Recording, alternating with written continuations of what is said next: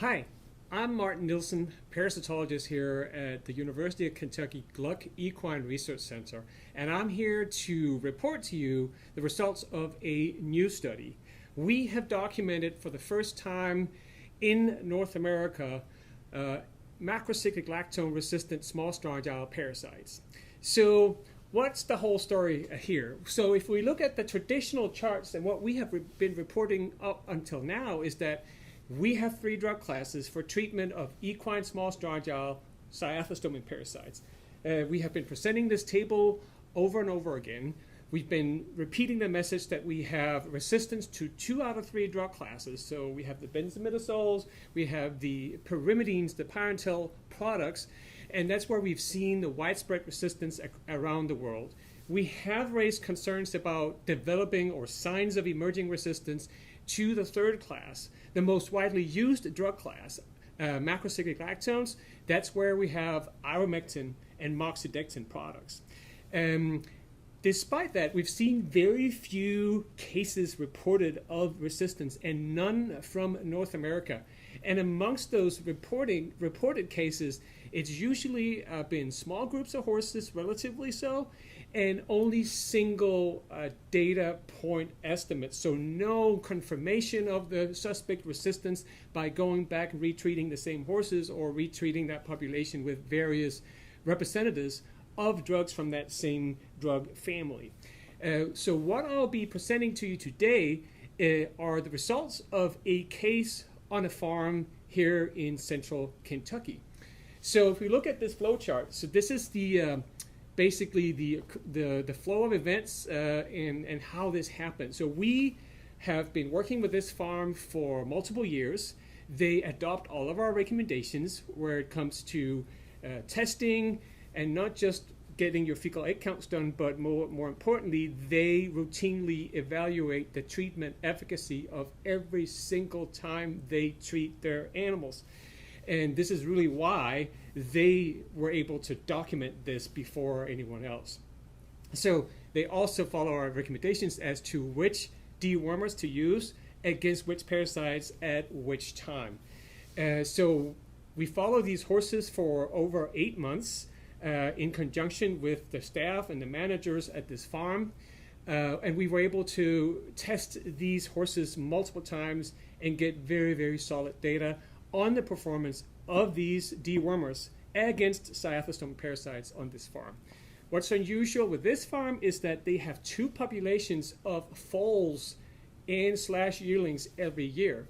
They have their own homebred ones, born here on the farm in Kentucky, born and raised, but they also every year import a contingency of weanlings, yearlings from Ireland. And we have documented all over the years. We've followed the treatment efficacy and have not really seen any issues up until now. So the groups were relatively large. We had over 50 individual horses in each group, so we have very, very solid data here. So if we look at the sequence of events, we basically did the usual. The farm manager would send me the fecal egg count reduction test results. I would look them over and I would say, looks good, carry on, and let's stick to the protocol. So if we look at the US bred yearlings from results from this year, 2020, in February, they were dewormed with ivermectin, and the results came back 100% reduction. So that's when these bars go all the way to the top of the graph. And so, you know, business as usual, that's what we've seen. The egg counts reduced to 0. And we repeated that treatment later in the year in June and essentially found the same results, 100% reduction. So that was nothing unusual. And now when looking at the results from the Irish-born yearlings and imported to the US, the results were very different. So looking at the February results, it was one of those moments where, you know, I get the email, I look at the data, and I'm like, what? And that's exactly how I reacted here. So all of a sudden, we have them divided into these 3 different groups, all yearlings from Ireland, now in the US. They're completely separated from the other groups. There's no overlap. They're on separate paddocks and pastures and barns, actually even on a separate property. And here the results were not 100% reduction, actually in any of the three groups. And my immediate reaction was, this can't be right. This hasn't been shown really from anywhere in the world. So I got a hold of the farm manager, we talked about it, and I said, you got to go back and confirm this result. Can you please retreat these animals with the exact same product? And so they did. So we were able to do that with two of the groups, and you get the results here. They were even worse. Actually, so the reduction went down to 30% or so reduction for both of these groups.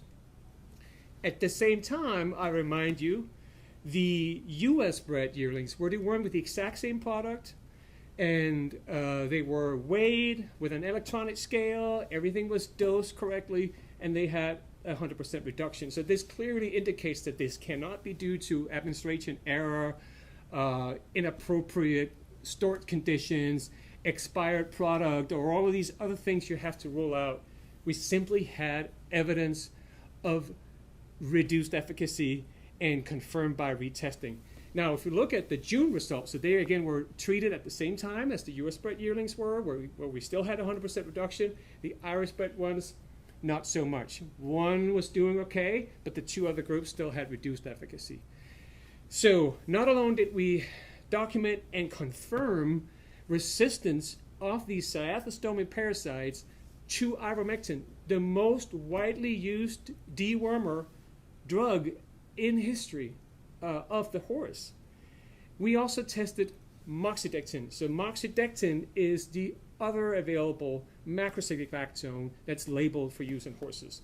We wanted to test Moxidectin because it is more lipophilic. It also is administered at actually a higher concentration, at a higher dose. If you look it up, the dose of Moxidectin is double that of ivermectin. So in ruminants, sheep, and goats particularly, the observation has been that whenever resistance started developing in Strongyles parasites to ivermectin, Moxidectin would still perform somewhat better, sometimes without signs of resistance, at least for a while. So we wanted to evaluate if that was also the case here. Would we see a better performance of Moxidectin compared to ivermectin? The answer was clear. It was a big no.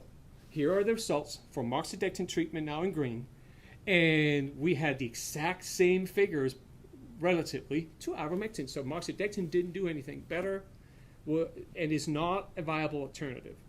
So what can we learn from this case? Well, first of all, macrocyclic lactone resistance in small Strongyles parasites, cyathostomid parasites, it's here, it has happened, and it is not just on this farm. I can guarantee you that the only reason why it was discovered and documented on this farm was due to the management on the farm being so meticulous with their surveillance and their testing and having protocols in place for evaluating dewormer efficacy.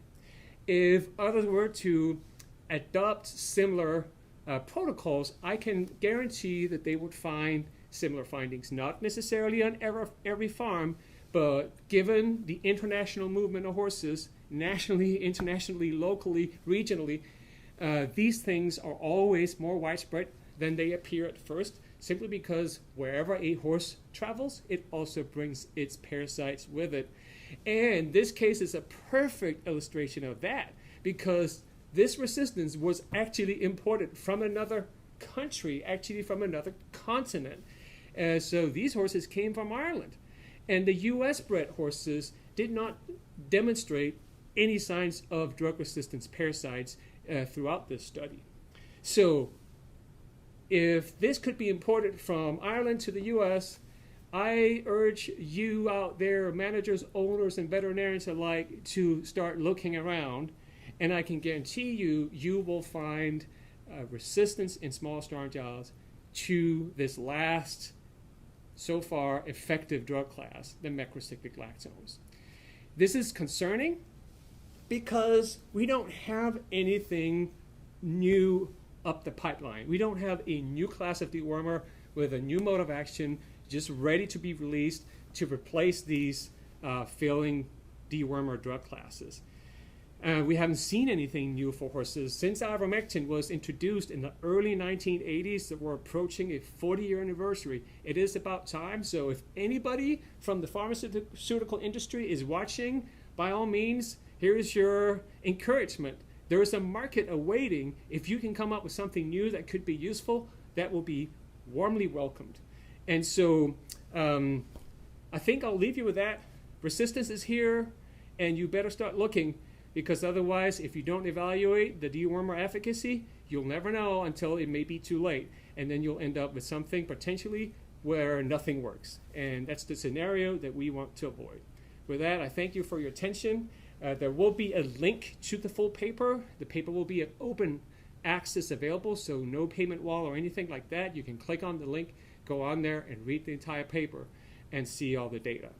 So thank you for your attention, and I'll be back with updates as this situation unravels.